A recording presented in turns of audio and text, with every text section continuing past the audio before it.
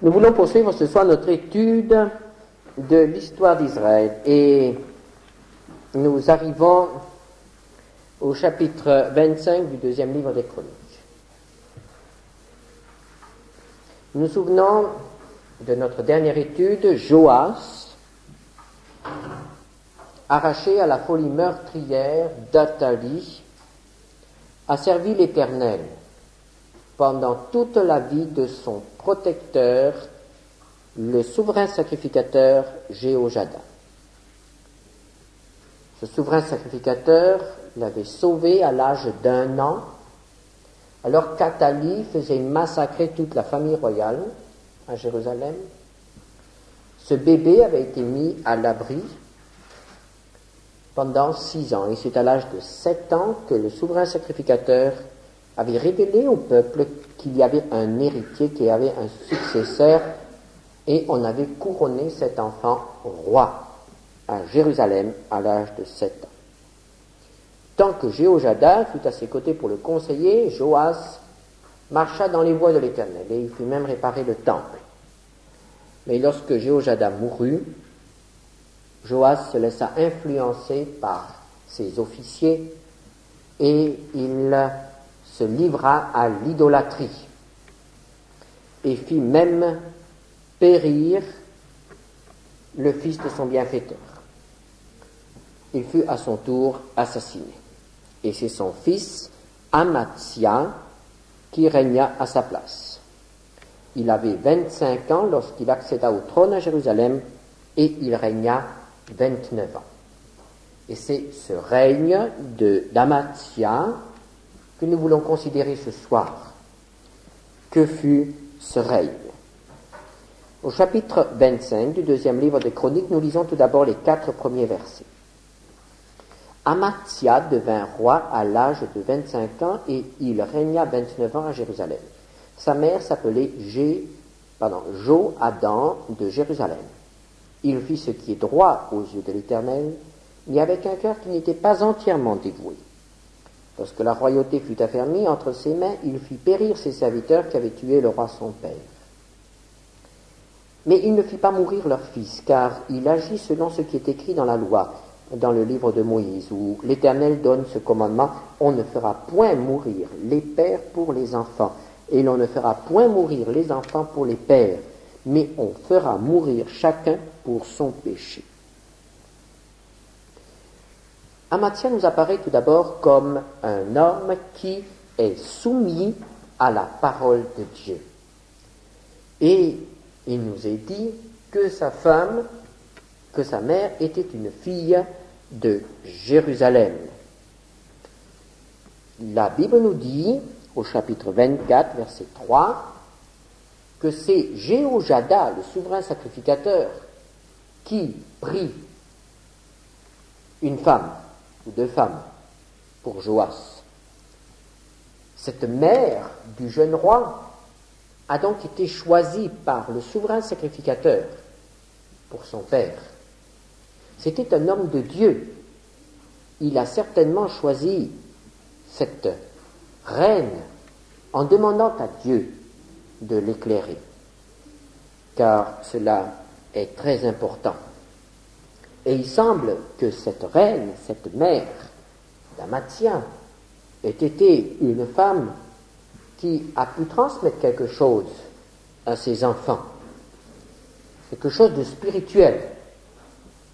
Et nous voyons donc ce jeune roi Amatsia marcher dans les voies de l'Éternel au début. Et nous voyons aussi qu'il a vraiment le désir de faire régner la justice. Et son premier soin, lorsqu'il se sent assez fort, est de faire punir les meurtriers de son père. Mais nous voyons là la Bible qui relève un détail, l'importance, c'est que cet homme ne suivit pas la coutume de l'époque. Lorsque un roi faisait justice de ses adversaires, faisait justice des meurtriers, alors toute la famille était exécutée. Car c'est ainsi qu'on faisait la justice à l'époque, pour éviter qu'il y ait des suites. Mais là, nous voyons qu'Amathia n'a pas suivi la coutume de l'époque, les agissements de ses prédécesseurs, et il s'est laissé diriger par la parole de Dieu, par la loi de l'Éternel, et il a fait mourir ceux qui avaient comploté contre son père, il avait tué. Mais il ne fit pas mourir la famille des meurtriers de son père. Et la Bible relève ce fait et souligne qu'il agit selon la parole de Dieu. Et là, nous pouvons ouvrir une parenthèse pour ceux d'entre vous qui veulent étudier la Bible et qui veulent s'armer pour répondre aux détracteurs de la Bible. Le texte qui est cité ici est un texte du Deutéronome. Vous trouvez ce texte dans Deutéronome 24, verset 16.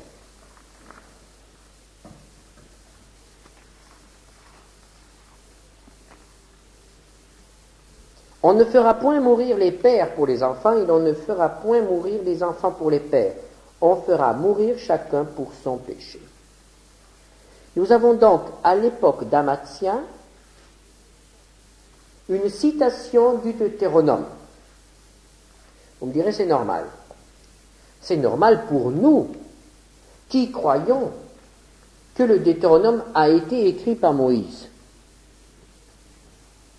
Mais si vous lisez des livres de théologie, ou si même vous lisez des livres, des revues de vulgarisation de la Bible, vous trouverez presque partout que Moïse n'a pas écrit le Deutéronome, et que le Deutéronome a été écrit à l'époque d'Esdras et de Néhémie. Ici, nous avons la preuve que Moïse a écrit le Deutéronome. Pourquoi cela? Puisque nous avons une citation de cette loi longtemps avant Esdras et Néhémie. Et il est dit que c'est dans le livre de Moïse. Et c'est très important cela, parce qu'ainsi nous voyons que tout l'Ancien Testament, tout ce que nous appelons la loi, les 5 premiers livres de la Bible, existaient déjà à cette époque-là, et que les hommes s'y rapportaient. Mais ça, c'était une parenthèse.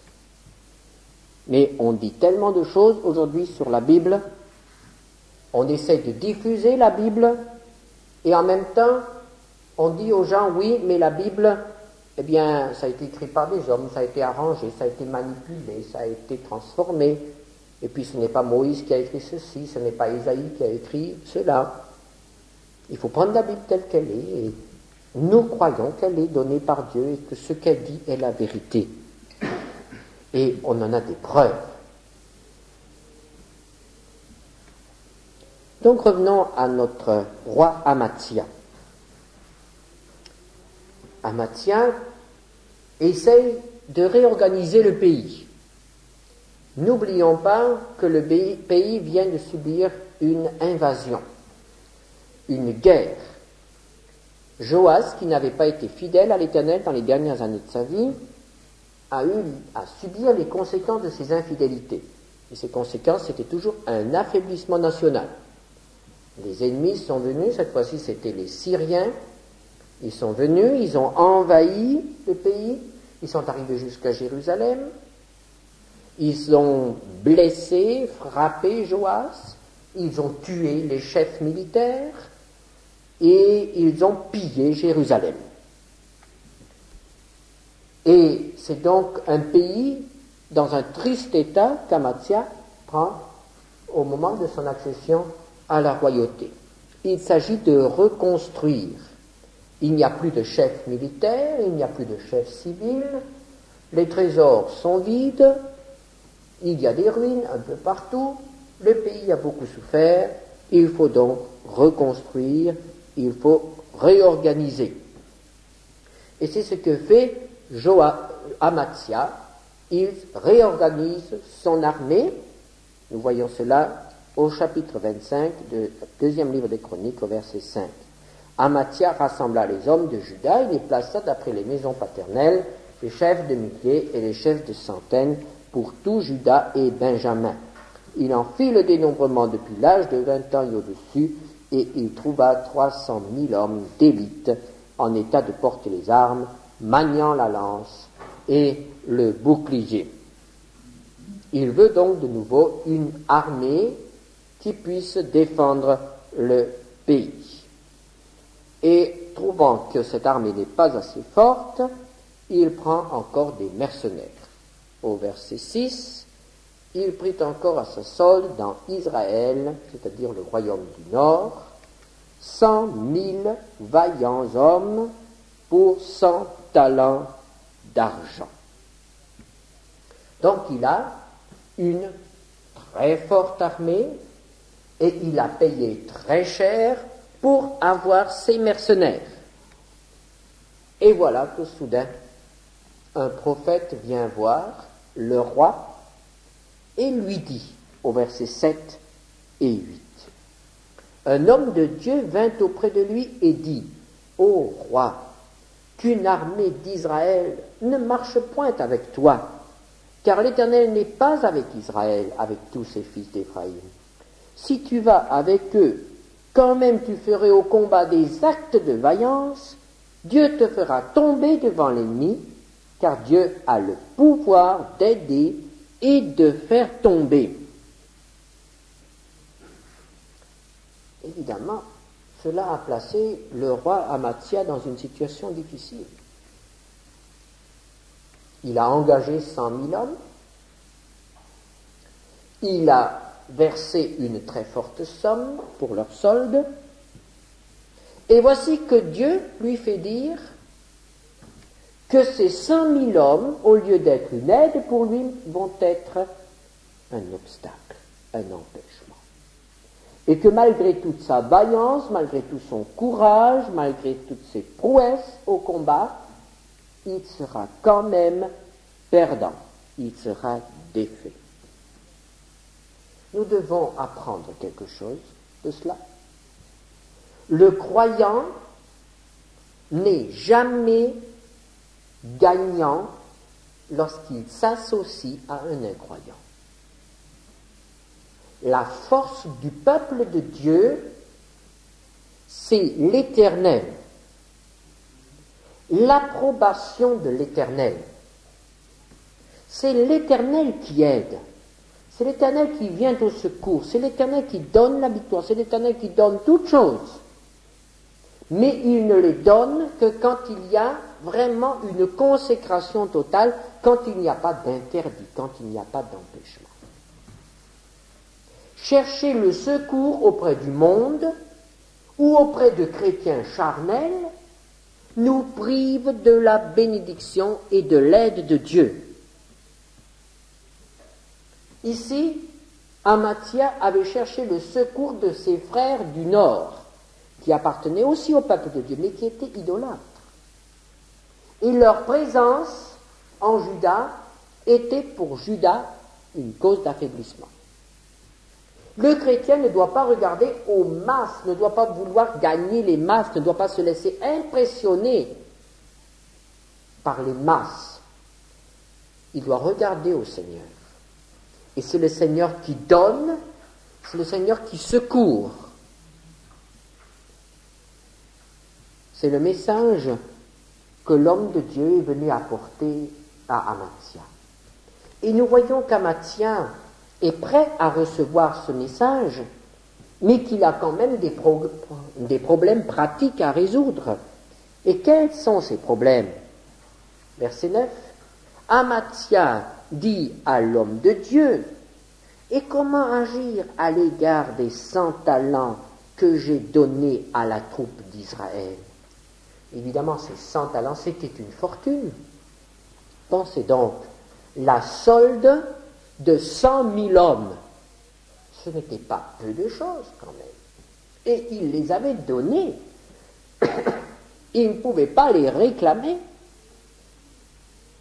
C'était de l'argent perdu s'il renvoyait ces hommes chez eux. Et quelle est la réponse du Seigneur? L'homme de Dieu répondit, « L'Éternel peut te donner bien plus que cela. » Quelle réponse? L'Éternel peut te donner bien plus que cela. Le croyant doit même être prêt à perdre de l'argent, pourvu qu'il ne perde pas l'approbation de Dieu. L'approbation de Dieu, la présence de Dieu, vaut plus que tout l'argent. Et il vaut mieux faire une mauvaise affaire plutôt que de perdre l'approbation de Dieu. Voyez-vous, frères et sœurs, nous sommes parfois engagés dans des tractations. Et l'ennemi essaye tout d'abord de nous avoir par une petite somme d'argent ou par quelque chose. Et ensuite, parce qu'on a donné de l'argent, on dit « Oh, je ne peux pas reculer ». Mais voyez-vous, il vaudrait parfois mieux reculer et laisser se perdre cet argent que nous avons donné et que nous remarquons que ça va nous entraîner dans une mauvaise affaire. Il vaut mieux le laisser se perdre et dire « Seigneur, tu peux me donner, tu peux me le compenser. Et même si tu ne me le compenses pas, je préfère perdre tout plutôt que de perdre ton approbation, plutôt que de perdre la communion avec toi. » Dans les affaires d'argent, le chrétien doit être prêt à perdre, si c'est nécessaire. Nous ne devons pas nous engager dans une affaire quelconque sans l'approbation de l'Éternel. Et que va faire Amathia? Alors, verset 10, alors Amathia sépara la troupe qui lui était venue d'Éphraïm, afin que ces gens retournassent chez eux. Mais ils furent très irrités contre Juda, et ils s'en allèrent chez eux avec une ardente colère. Évidemment, Amathia n'y avait pas pensé à cela. Il avait pensé à son argent, mais il n'avait pas pensé à la colère de ces gens auxquels il dit « Je ne peux pas vous prendre avec moi ». Et c'était quand même le quart de toute son armée, 100 000 hommes qu'il renvoie chez eux, et qu'il ne peut même pas accompagner chez eux. Il est obligé de les laisser partir seuls. Et 100 000 hommes qui se déplacent dans un pays dont ils estiment que les habitants ont été injustes à leur égard, 100 000 hommes en colère, c'est un danger. C'est un danger pour un pays. Et effectivement, au verset 13, cependant, les gens de la troupe qu'Amathia avait renvoyés pour qu'ils n'allassent pas à la guerre avec lui, firent une invasion dans les villes de Juda, depuis Samarie jusqu'à Beth-horon. Ils tuèrent 3000 personnes et enlevèrent de nombreuses dépouilles. C'était le contre-coup. Bien sûr, il y a eu une perte. Amathia a pu se dire, mais quand même, j'ai obéi au Seigneur, et voilà, maintenant, il y a quand même un malheur, 3000 personnes sont mortes dans mon pays. Si je ne les avais pas renvoyées, peut-être qu'elles ne seraient pas mortes. Mais la parole de Dieu était formelle. Tu es perdant si tu les gardes. Et l'erreur pour lui, c'était de les avoir engagés sans avoir consulté l'Éternel. Et peut-être qu'il aurait dû prendre la précaution de demander au Seigneur de rendre ces gens inoffensifs. Il ne nous est pas dit qu'il le fit. Il faut que nous soyons très prudents. Le diable est furieux quand il voit qu'un enfant de Dieu décide de vivre d'après la parole du Seigneur. Et il se peut que lorsque nous commençons à obéir au Seigneur, nous ayons plus d'ennuis qu'avant. Souvenez-vous des Hébreux en Égypte. Lorsqu'ils ont commencé à croire que Dieu allait les sortir de là, le joug la fureur de Pharaon sont devenues beaucoup plus dures. Amathia a donc eu des difficultés à cause de ces hommes. Mais quand même, jusqu'à présent, nous pouvons dire que Dieu a béni cet homme et l'a aidé parce qu'il a voulu marcher d'après la parole de Dieu. Parce qu'il a soumis sa vie et ses actes, ses décisions à la parole de Dieu. Alors il nous est dit, verset 11, qu'Amathia prit courage et conduisit son peuple. Il alla dans la vallée du sel et il bâtit 10 000 hommes des fils de Séir. Donc il a eu la victoire. Une grande victoire. Mais cette victoire va être accompagnée d'une défaite. Au verset 14, lorsqu'Amathia fut de retour, après la défaite des Édomites, il fit venir les dieux des fils de Séir et se les établit pour Dieu. Il se prosterna devant eux et leur offrit des parfums. Alors nous assistons là à quelque chose qui est vraiment consternant. D'un côté, ce roi qui fait confiance à Dieu remporte une victoire militaire. Il est débarrassé d'ennemis qui le harcèlent. Et au moment où il remporte cette victoire militaire, il subit une défaite spirituelle, puisqu'il se laisse séduire par les dieux du peuple qu'il vient de vaincre. Il se laisse séduire par les idoles qu'il a vues dans le pays qu'il a conquis. Le pays ennemi, les dieux des ennemis séduisent cet homme. Et il veut avoir ces dieux auprès de lui à Jérusalem.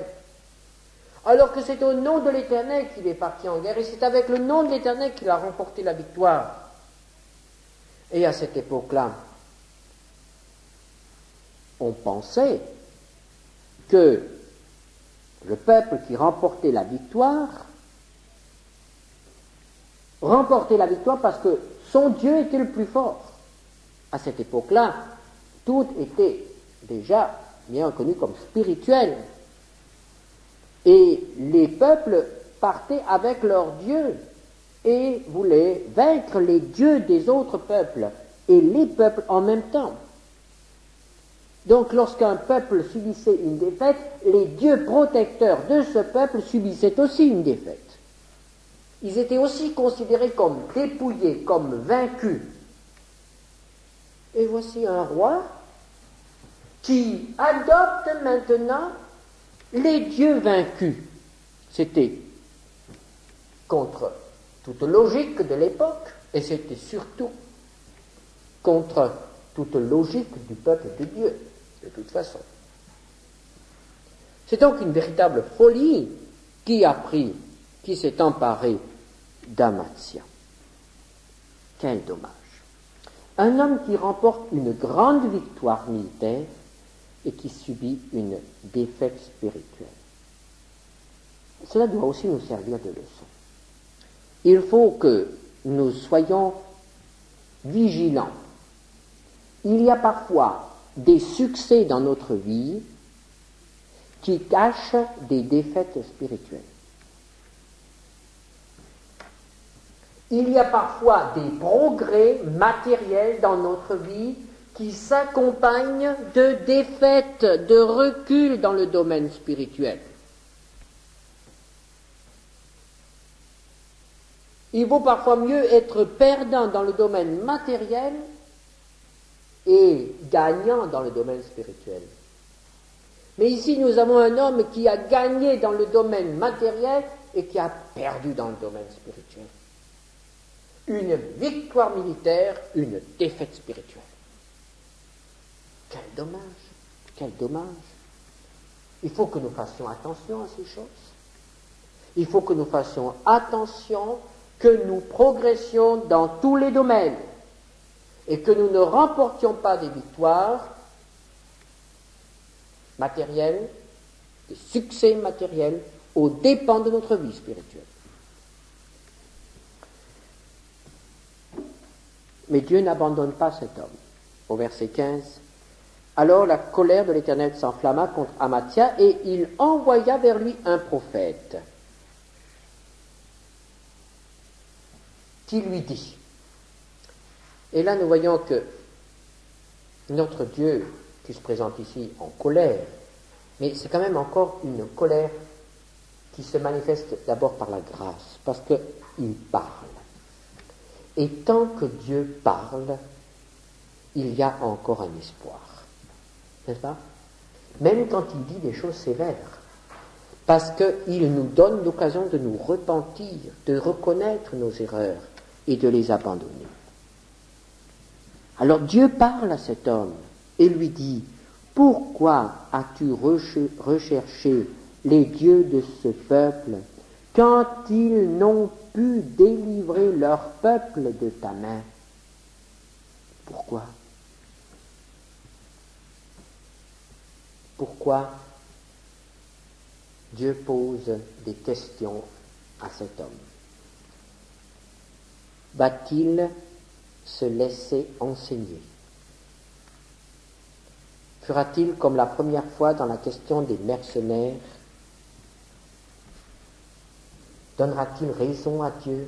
Sera-t-il prêt à abandonner, à revenir?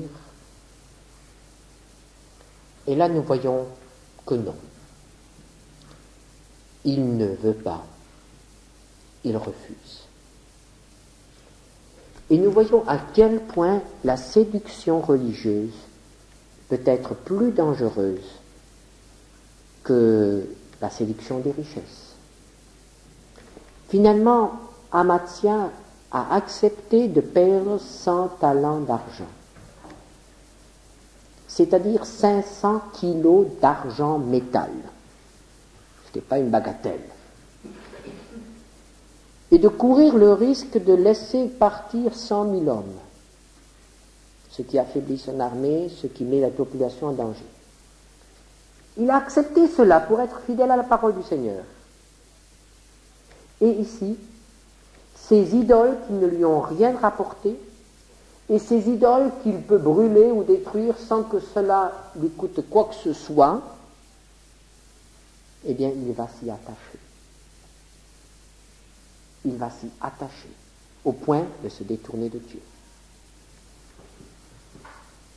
C'est pour cela que les idoles sont dangereuses. Il y a des gens qui s'attachent à certaines choses. Ils sont prêts à tout donner, mais ils s'attachent à ces choses. On raconte l'histoire d'un chef africain qui vint frapper une nuit à la porte d'un missionnaire. Ce chef africain avait été jusqu'à présent très réfractaire à l'Évangile. Et c'est en vain que le missionnaire lui avait parlé du Seigneur. Et voici que cet homme arrive tout tremblant et dit au missionnaire, « Missionnaire, j'ai fait un rêve. J'ai fait un rêve terrible. J'étais sur la place du village et j'ai vu une corde qui descendait. Et j'ai entendu une voix qui disait, « Saisis-la ou tu es perdu. » Et il dit, « Je ne pouvais pas la saisir. J'avais dans une main toutes mes richesses et dans l'autre main toutes mes idoles. » Et cette corde est remontée. Et elle est revenue. Et j'ai encore entendu la voix, « Saisis-la ou tu es perdu. » Alors il dit, dans mon rêve, alors, j'ai lâché mes richesses. Et j'ai saisi la corde. Mais comme elle s'élevait, les idoles étaient tellement lourdes que j'ai dû lâcher la corde. Et la corde est revenue. Et finalement, j'ai dû lâcher mes idoles. Et c'est à ce moment-là que j'ai pu saisir la corde et que j'étais sauvé. Mais nous voyons dans ce rêve, le chef africain a d'abord lâché tout son trésor. il n'était pas prêt à lâcher ses idoles. Est-ce que nous avons encore des idoles que nous ne voulons pas lâcher? Ce sont les dernières choses qu'un homme lâche, ses idoles. Et ici, cet homme va tout perdre à cause de ses idoles. Verset 16, comme il parlait, Amathia lui dit, « Est-ce que nous t'avons fait conseiller du roi? Retire-toi. Pourquoi veux-tu qu'on te frappe ?» Et il ne s'agissait pas seulement de le frapper, il s'agissait encore de le tuer. Le prophète se retira en disant, « Je sais que Dieu a résolu de te détruire parce que tu as fait cela et que tu n'as pas écouté mon conseil. » Et lorsqu'un homme n'écoute plus la parole de Dieu, il est perdu. Sa ruine ne tardera pas. Et c'est en effet ce qui arrive ici. Au verset suivant, au verset 17, nous lisons, « Après s'être consulté, Amathia, roi de Juda, envoya dire à Joas, fils de Joachas, fils de Jéhu, roi d'Israël, « Bien, voyons-nous en face. » C'est-à-dire, c'est une déclaration de guerre. Et Joas, roi d'Israël, fit dire à Amathia, roi de Juda, « L'épine du Liban envoya dire au cèdre du Liban, « Donne ta fille pour femme à mon fils. » Et les bêtes sauvages qui sont au Liban passèrent et foulèrent l'épine. Tu as battu les Édomites, penses-tu, et ton cœur s'élève pour te glorifier. Reste maintenant chez toi. Pourquoi t'engager dans une malheureuse entreprise qui amènerait ta ruine et celle de Juda? Mais Amathia ne l'écouta pas, car Dieu avait résolu de les livrer entre les mains de l'ennemi parce qu'ils avaient recherché les dieux d'Édom. Et Joas, roi d'Israël, monta et ils se virent en face, lui et Amathia, roi de Juda, à Beth-Shemesh, qui est à Juda. Avez-vous remarqué? Ce passage commence par « après s'être consulté ». Amathia n'est plus du tout ouvert aux conseils, aux directives de Dieu. Et que lui reste-t-il à faire? Il lui reste à se consulter lui-même. Il se consulte lui-même et il prend une mauvaise décision. Il prend la décision de déclarer la guerre à son voisin, le roi d'Israël, qui est plus fort que lui. Et ce voisin lui dit, reste chez toi, il vaut mieux. Ce voisin ne veut même pas l'attaquer. Ce voisin lui donne encore une chance. Ce voisin agit encore en grâce, lui donne encore un conseil. Mais Amathia, qui ne veut plus entendre les conseils de Dieu, n'est plus accessible non plus aux bons conseils des hommes. Amathia ne l'écouta pas. Et c'est la guerre. Et au verset 22, Juda fut battu par Israël et chacun s'enfuit dans sa tente. Joas, roi d'Israël, prit à Beth-Shemesh Amathia, roi de Juda, fils de Joas, fils de Joachas. Il l'emmena à Jérusalem, et il fit une brèche de 400 coudées dans la muraille de Jérusalem, depuis la porte d'Éphraïm jusqu'à la porte de l'angle. Il prit tout l'or et l'argent et tous les vases qui se trouvaient dans la maison de Dieu, chez Obed-Édom, et les trésors de la maison du roi. Il prit aussi des otages, et il retourna à Samarie. La guerre, la défaite, une défaite humiliante, puisque le roi est fait prisonnier par le roi d'Israël. Il est conduit jusque dans sa capitale. Il assiste au pillage de la ville, au pillage du temple, et on démolit encore une partie des murailles de Jérusalem. Une brèche de 200 mètres dans la muraille de Jérusalem. Et il voit partir des otages, c'est-à-dire il y a une déportation, et en général, on ne déportait que les personnages influents. En l'espace de 14 ans, sous Joas et sous Amathia, le peuple de Juda a été vaincu.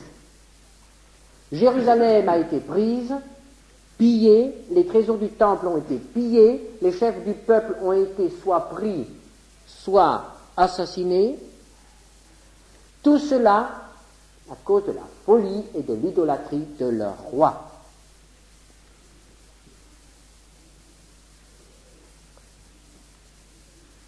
Amathia porte une lourde responsabilité aussi dans la misère de son peuple. Et c'est pourquoi la Bible nous dit que nous devons prier pour nos autorités, les autorités qui nous gouvernent, afin que ces autorités agissent aussi d'après la parole de Dieu, ou d'après le droit et la justice. Car les peuples dépendent des autorités qui les gouvernent. Et ici, nous avons un roi qui a mal gouverné parce qu'il a préféré les idoles à l'Éternel. Et tout cela finira très mal pour lui. Chapitre 25, verset 27. Depuis qu'Amathia se fut détourné de l'Éternel, il se forma contre lui une conspiration à Jérusalem, et il s'enfuit à Lachis. Mais on le poursuivit à Lachis, où on le fit mourir. Comme son père, il finira sous les coups de ses serviteurs qui se révoltent contre lui. Quelle tragédie!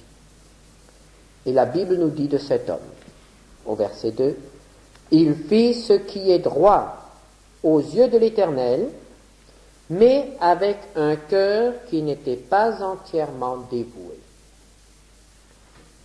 Frères et sœurs, avec le Seigneur, c'est tout ou rien. Cette petite brèche dans la vie de ce roi a permis à l'ennemi de faire un grand ravage. Il n'était pas entièrement dévoué. Nous sommes indulgents pour nous-mêmes. Nous disons, oui Seigneur, je fais ce qui est droit, mais bien sûr, il y a une petite chose. Est-ce que le Seigneur peut dire de chacun d'entre nous ce soir que nous lui sommes entièrement dévoués? S'il ne peut pas dire cela de nous, nous sommes dans la même position qu'Amathia, et nous risquons aussi de nous laisser séduire par une idole quelconque, et de faire des erreurs lourdes de conséquences. Ce que Dieu veut, c'est que nous lui appartenions entièrement sans restriction.